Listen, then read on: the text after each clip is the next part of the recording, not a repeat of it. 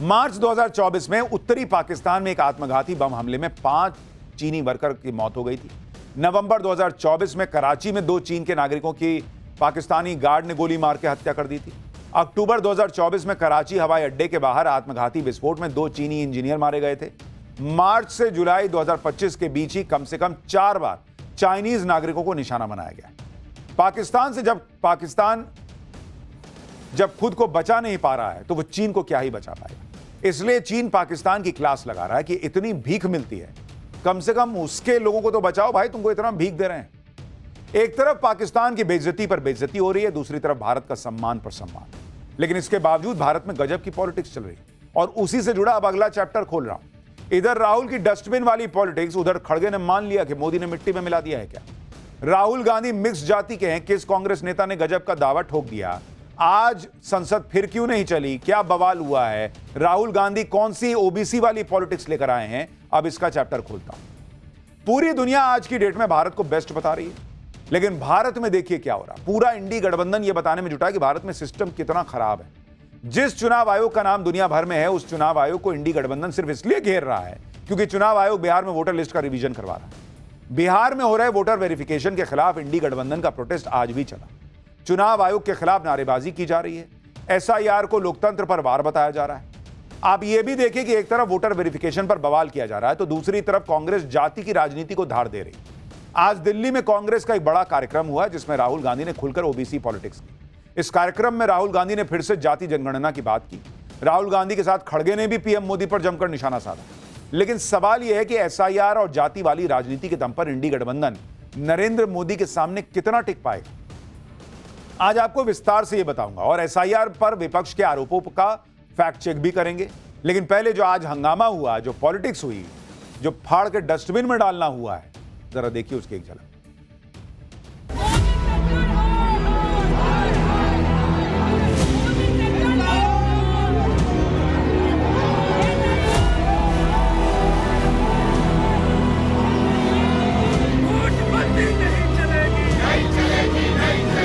आज यहाँ शपथ लेते हैं, वैसे ही लड़ेंगे जैसे हमारे पुरखों लड़े।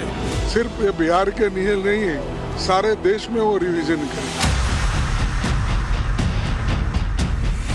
अगर मुझे आपकी हिस्ट्री के बारे में थोड़ा सा भी ज्यादा मालूम होता, मैं तभी जाति जनगणना करा देता।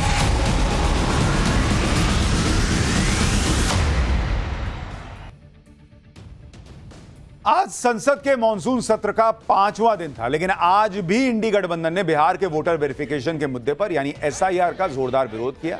संसद फिर नहीं चल पाई। इंडी गठबंधन के नेताओं ने संसद भवन परिसर में गांधी जी की प्रतिमा के पास जमकर नारेबाजी की। सभी के हाथों में एसआईआर का पोस्टर था और एक बैनर जिस पर लिखा था एसआईआर लोकतंत्र पर वार है। राहुल गांधी, मल्लिकार्जुन खड़गे, प्रियंका वाड्रा, रामगोपाल यादव, मनोज झा, डिंपल यादव जैसे कई नेताओं ने इस प्रोटेस्ट मार्च में हिस्सा लिया। इसके बाद सारे नेताओं ने एसआईआर वाले पोस्टर को फाड़-फाड़ के डस्टबिन में डालना शुरू कर दिया। मतलब यह दिखाने की कोशिश कर रहे थे कि एसआईआर को कूड़ेदान में फेंक देना चाहिए। राहुल गांधी, प्रियंका वाड्रा और मल्लिकार्जुन खड़गे सभी ने एसआईआर वाले पोस्टर को डस्टबिन में डाला। मल्लिकार्जुन खड़गे ने तो एसआईआर के पोस्टर को फाड़ के डस्टबिन में डाला, यानी पूरा ड्रामा क्रिएट किया गया और यह जताने की कोशिश की गई कि एसआईआर के जरिए चुनाव आयोग कितना बड़ा, मान लीजिए कि इनकी नजर में अपराध कर रहा है। सुनिए एक बार इंडी गठबंधन के नेताओं। हमारे चुनाव आयोग को ये सोचना होगा कि उसका आदर्श बांग्लादेश का चुनाव आयोग नहीं होना चाहिए। इलेक्शन कमीशन मनमानी कर रहा है क्योंकि सरकार के कहने पे चल रहा है और जो फ्री एंड फेयर इलेक्शन का जो पूरे देश में जो मामला है, कहीं ना कहीं जो डेमोक्रेटिक सेटअप है देश को, उसको ठेस पहुंचाने का काम ये सरकार कर रही है। वेरी अनफेयर और ये कम्प्लीटली अपने आप को बेनिफिट करने के लिए बीजेपी कर रही है। इससे पहले आपने महाराष्ट्र में एक प्रयोग किया और लूट की सरकार बना ली, अब बिहार में वही प्रयोग करना चाहते हैं। विपक्ष एकजुट है, हम लूटने नहीं देंगे। इंडी गठबंधन बिहार में हो रहे एसआईआर का विरोध किए जा रहा है और चुनाव आयोग पर हमले कर रहा है, चुनाव आयोग पर मनमाने आरोप लगा रहा है। लेकिन चुनाव आयोग ने अब जो फैसला लिया है उससे इंडी गठबंधन को झटका लगने वाला है। चुनाव आयोग अब पूरे देश में एसआईआर कराने जा रहा है। चुनाव आयोग ने कह दिया है कि अपने संवैधानिक अधिकार के तहत वोटर लिस्ट की अखंडता की रक्षा के लिए अब पूरे देश में विशेष गहन परीक्षण यानी एसआईआर शुरू करने का निर्णय लिया गया। देश के बाकी हिस्सों में एसआईआर के लिए शेड्यूल सही समय पर जारी भी कर दिया जाएगा। चुनाव आयोग के इस फैसले से इंडी गठबंधन को जैसे करंट लग गया। अभी तक बिहार के लिए हंगामा कर रहे थे, सुप्रीम कोर्ट जा रहे थे, लेकिन अब पूरे देश में एसआईआर होगा और चुनाव आयोग को इसका संवैधानिक अधिकार भी है। ऐसे में इंडी गठबंधन कह रहा है कि बीजेपी डर गई है और अपनी सत्ता बचाए रखने के लिए इस तरह के काम कर रही है। सुनिए मल्लिकार्जुन खड़गे। ये लोग डर के मारे आज ये रिवाइज करने की जो कोशिश कर रहे हैं, ये बहुत बुरी बात है। इससे देश का भी नुकसान होता है और लोकतंत्र का नुकसान होता है, और संविधान के तहत ये लोग नहीं चल रहे। वो अपने हुकूमत को बचाने के लिए बहुत से चीज़ें कर रहे हैं, लेकिन ये ठीक नहीं है। आज उन्होंने एक सर्कुलर निकाला, सिर्फ ये बिहार के लिए नहीं है, सारे देश में वो रिवीजन करेंगे, तो ये ठीक नहीं। यही लोग कुछ दिन पहले बैठ के कह रहे थे, तेजस्वी यादव वगैरह, कि उनको एसआईआर से प्रॉब्लम नहीं है, एसआईआर के तरीके से प्रॉब्लम है कि चुनाव के ठीक पहले क्यों है। तो भाई अब तो चुनाव बहुत जगह नहीं है, इस साल तो सिर्फ बिहार में चुनाव है, उसके बाद बंगाल में अगले साल है, फिर कहीं कहीं और होगा। तो पूरे देश में अब बहुत चुनाव के बहुत पहले एसआईआर हो जाएगा, तब क्या दिक्कत है। दूसरा कि ये सुप्रीम कोर्ट गए हुए हैं, सुप्रीम कोर्ट ने कहा कि चुनाव आयोग संवैधानिक अधिकार का इस्तेमाल करके एसआईआर कर रहा है, सुप्रीम कोर्ट ने उस पर रोक नहीं लगाई। तो फिर ये लाल किताब संविधान का क्या लहराते हैं जब संविधान को मानना ही नहीं है इन लोगों को। इंडी गठबंधन का आरोप है कि एसआईआर के जरिए वोटरों के नाम वोटर लिस्ट से काटे जा रहे हैं, जबकि चुनाव आयोग इस पर सफाई दे चुका है। आज ही चुनाव आयोग ने आंकड़े जारी किए, बिहार में एसआईआर कितनी स्पीड से हुआ है आप इसको देखिए। चुनाव आयोग के मुताबिक 24 जून को बिहार में एसआईआर कराने का आदेश दिया गया था। एक महीने के अंदर बिहार के 99.8% मतदाताओं को कवर किया गया है। 7 करोड़ 23 लाख मतदाताओं के फॉर्म्स को डिजिटाइज किया गया है। बचे हुए वोटर्स का वेरिफिकेशन 1 अगस्त तक कर लिया जाएगा। एसआईआर से पता चला है कि बिहार में 22 लाख मतदाता जीवित नहीं है। 7 लाख मतदाताओं के नाम एक से ज्यादा जगह मिले हैं। 35 लाख वोटर हमेशा के लिए बिहार से जा चुके हैं। यानी एसआईआर से बिहार के मतदाताओं की सारी जानकारी चुनाव आयोग को मिल चुकी है और अब इसी जानकारी के हिसाब से वोटर लिस्ट बनेगी जो पूरी तरह से सही होगी। यही बात सरकार भी कह रही है कि जो लोग जिंदा नहीं है उनके नाम वोटर लिस्ट में क्यों होने चाहिए। और सबसे बड़ा सवाल तो यह है भाई कि जो लोग जिंदा नहीं है, मर गए, उनका नाम वोटर लिस्ट से हटाया जा रहा है। या तो आप उस आदमी को खड़ा कर दीजिए कि ये जिंदा है, देखिए इसका नाम हटा दिए मरे हुए में डाल के, और नहीं तो आप क्यों परेशान हो रहे हैं भाई। हो सकता है कि भाई जिसका नाम हट रहा है, जो जिंदा नहीं है, उसका भूत आके मान लीजिए वोट करता, तो हो सकता था कि भाई वो बीजेपी के लिए वोट ही नहीं करता। सुनिए केंद्रीय मंत्री ललन सिंह क्या कह रहे हैं, पहले उसको सुनिए, खैर आगे की बात बता। एसआईआर क्यों वो एसआईआर चाहते हैं?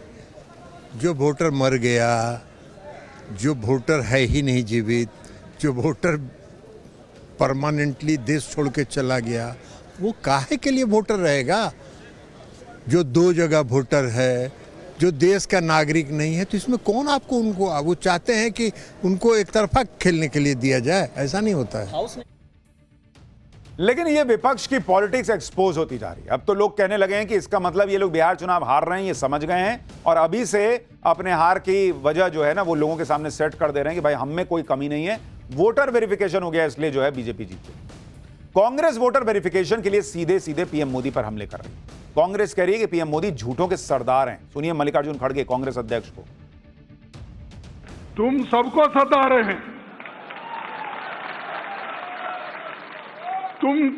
तुम सबको सता रहे, सबको मट्टी में मिला के तुम अकेले जिंदा रहना चाहते हैं, और ये नहीं चलेगा। चल गया, 1 बार 2 बार 3 बार चल गया, इसके आगे नहीं चलेगा, क्योंकि वो हमेशा झूठों के सरदार है। झूठ बोलना ही उनका काम है, लेकिन लोगों में चीड़ क्यों नहीं आ रही मेरे को समझ में नहीं आ। मल्लिकार्जुन खड़गे ना, उनमें एक बहुत खास बात, वो बोलते बोलते सच बोल जाते। कह रहे हैं कि लोगों में चिढ़ क्यों नहीं आ रही मुझे समझ में नहीं आती। यानी वो खुद मान रहे हैं कि पब्लिक नरेंद्र मोदी से चिड़ी हुई नहीं है। खुद कह रहे हैं कि तुम हमको मिट्टी में मिला के खुद जिंदा रहना चाहते हो और 1 बार 2 बार 3 बार कर लिया, अब नहीं होगा। यानी मान रहे हैं कि 3 बार मोदी ने मिट्टी में मिला दिया। बोलते हैं तो बोलते में ना फ्लो में निकल जाता है सब। यानी कांग्रेस इस बात से परेशान है कि देश की जनता पीएम मोदी के खिलाफ हो क्यों नहीं रही है, चिढ़ क्यों नहीं रही है मोदी से। एसआईआर के मुद्दे पर कांग्रेस हंगामा कर रही है, लेकिन कांग्रेस को भी लग रहा होगा कि इस हंगामे से उसे बहुत ज्यादा फायदा नहीं होने वाला, इसलिए कांग्रेस अब फिर से ओबीसी कार्ड खेल रही है। आज दिल्ली में कांग्रेस ने भागीदारी न्याय महासम्मेलन का आयोजन किया। इस महासम्मेलन में कांग्रेस के कई ओबीसी नेता मौजूद थे। राहुल गांधी, मल्लिकार्जुन खड़गे और इस कार्यक्रम में कई दूसरे नेता शामिल हुए। कार्यक्रम के दौरान कांग्रेस के कार्यकर्ताओं को शपथ दिलाई गई कि वो राहुल गांधी के साथ खड़े रहेंगे और जो काम दिया जाएगा उसे पूरा करेंगे। देखिए, शपथ ले रहे हैं लोग। राहुल गांधी लगातार जातिगत जनगणना की बात करते हैं और इसके जरिए ओबीसी समाज को समान भागीदारी देने का वादा करते हैं। आज राहुल गांधी ने जाति जनगणना को लेकर अपनी गलती भी मान ली। राहुल ने कहा कि दलितों और आदिवासियों के मुद्दे समझना आसान है, लेकिन ओबीसी की समस्या समझना मुश्किल है। राहुल ने कहा कि अगर उन्हें ओबीसी समाज के इतिहास के बारे में थोड़ा ज्यादा पता होता तो वो काफी पहले जातिगत जनगणना करवा देते। सुनिए राहुल गांधी। अनटचेबिलिटी उनकी हिस्ट्री है तो एकदम पता लग जाता है। आदिवासियों की भी इश्यूज आसानी से समझ आ जाती हैं। आप उनके इलाके में जाइए,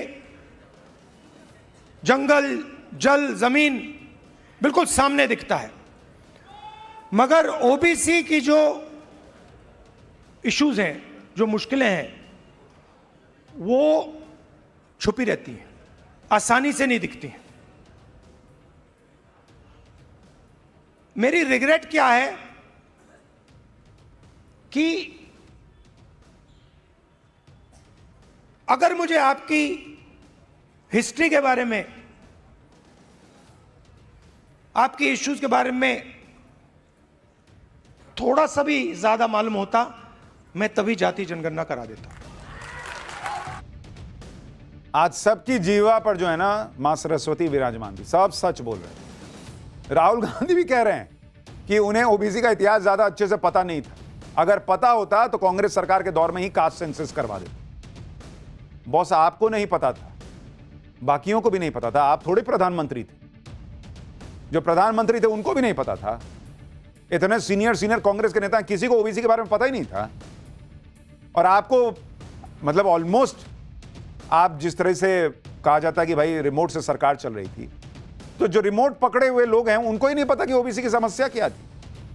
और ये राहुल गांधी को प्रधानमंत्री बनना है, इनको 2025 में अब जाके समझ में आ रहा कि ओबीसी की समस्या क्या है। इसी कार्यक्रम में राहुल गांधी ने खुद की पीठ भी हालांकि थपथपा ली। राहुल गांधी ने कह दिया कि दलितों, अल्पसंख्यकों और महिलाओं के मुद्दे उठाने के लिए उनको अच्छे नंबर भी मिलने चाहिए। वो जिस मुद्दे को उठा लेते हैं उससे पीछे नहीं हटते। राहुल गांधी ने कहा कि इस बारे में आप लोग यानी कांग्रेस कार्यकर्ता प्रियंका वाड्रा से पूछ सकते हैं। सुनिए एक बार वो बयान। जहां तक मैंने, चाहे वो आदिवासियों की बात हो, दलितों की बात हो, माइनॉरिटीज की बात हो, वहां पे मुझे लगता है कि मुझे अच्छे नंबर मिलने चाहिए। महिलाओं की इश्यूज पर मुझे सही नंबर मिलने चाहिए। आप मेरी बहन से पूछो, कभी मिलोगे तो पूछना कि अगर कभी राहुल ने किसी चीज के बारे में मन बना लिया तो उस बात को वो छोड़ेगा या नहीं छोड़ेगा, वो पूछ लो उससे। मैं नहीं छोड़ने वाला। पीएम मोदी को घेरने के लिए राहुल गांधी और कांग्रेस ओबीसी वोट बैंक को कंसोलिडेट करने की कोशिश कर रहा है, और यह कोशिश आज से नहीं बल्कि लोकसभा चुनाव 2024 के पहले से कर रहा है। पीएम मोदी ने राहुल गांधी से जातिगत जनगणना वाला मुद्दा भी अब छीन लिया, तो अब राहुल गांधी ओबीसी सेंटिमेंट को भड़काने में लगे। मजे की बात यह है कि कांग्रेस के नेता और समर्थक राहुल गांधी को ओबीसी समुदाय का मसीहा बताने में लग गए। आप देखिए कि आज कांग्रेस के कार्यक्रम में डॉक्टर कांचा इलैया ने राहुल